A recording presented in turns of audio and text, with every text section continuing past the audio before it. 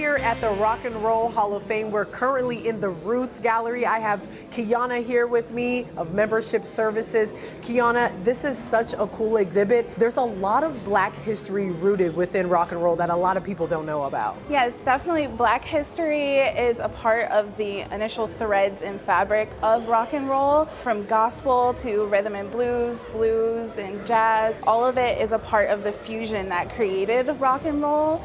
So it's definitely important that we honor those that are a part of our pioneers of rock and roll. We cannot talk about a pioneer without talking about the Queen of Soul, Aretha Franklin herself. And you got some pretty cool artifacts when it comes to Aretha behind you. Definitely. We have an original poster here from a show that Reverend C.L. Franklin and Aretha, as well as the Staple Singers and many other big names now. And it's kind of crazy to think that there was a point that Aretha Franklin wasn't the headliner on, some type of event. And she was our first female inductee, which is awesome to think about as well. A Black woman being our first female inductee in our second class. Who are some of the other people that maybe don't stick out as much as Aretha Franklin that are deep rooted here? Mahalia Jackson, she was definitely a huge name in gospel music back then and still is today, as well as the Staple Singers. They're definitely well known in the gospel community as well as outside of that. A lot of people forget that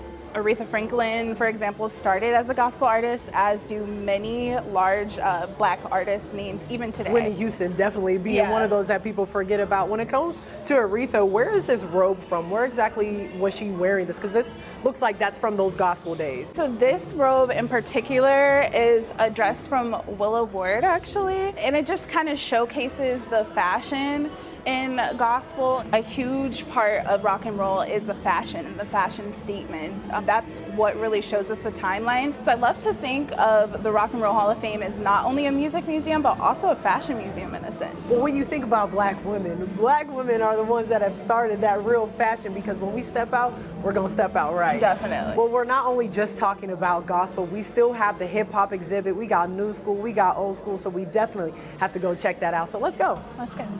All right, so this is the hip hop exhibit. We are in the new school part. We have to start with this iconic headpiece from Missy Elliott. You have a pretty cool backstory from it. We know that this is from the I Can't Stand the Rain video. That's when she's in that bubble suit. I mean, everyone knows. Listen, if you know Missy, you know that. You got to tell me the backstory behind how you guys got this headpiece. This headpiece is super fly. I would definitely say that it's near and dear to my heart because I actually witnessed it being donated. Missy donated it personally to our CEO, Greg Harris, at her most recent concert here in Cleveland, a part of her first World Arena tour. Surprisingly, as long of a career as she has had, as amazing of a career. And it was super cool to be able to see her perform live with this headpiece and then just give it to us. I had a chance to see that concert and it was amazing. And like you said, it's kind of weird that this was her first World Arena tour. Like, Missy Elliott has been in the game for decades. So to think that she just started that is wild, but super cool piece. And she's a pioneer in hip hop. When we talk about pioneers, we cannot not talk about the Notorious B.I.G. I'm a New Yorker, so Brooklyn all the way.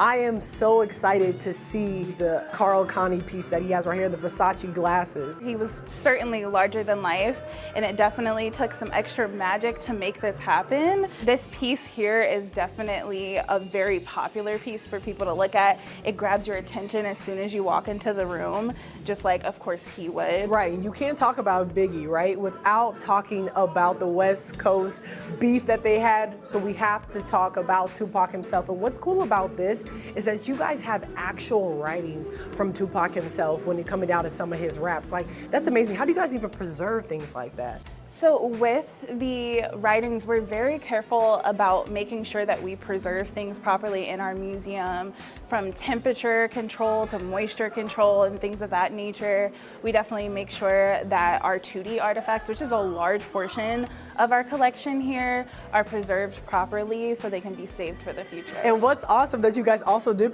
preserve when it comes to NWA is the iconic, we keep using iconic so much in this, but it really was the FBI letter that they sent to them when Straight Outta Compton came out, and how much just craziness they had when they released that song. Yeah, so it's definitely cool to see the political issues that hip hop and many other parts of rock and roll. Rock and roll is known for just shaking the room, especially with hip hop. Being able to preserve something like an FBI letter is a type of artifact that is just so unique to Rock and Roll Hall of Fame. Well, before you get to the new school, you had to have old school, so we got to go check out some of those guys as well. Let's head over there.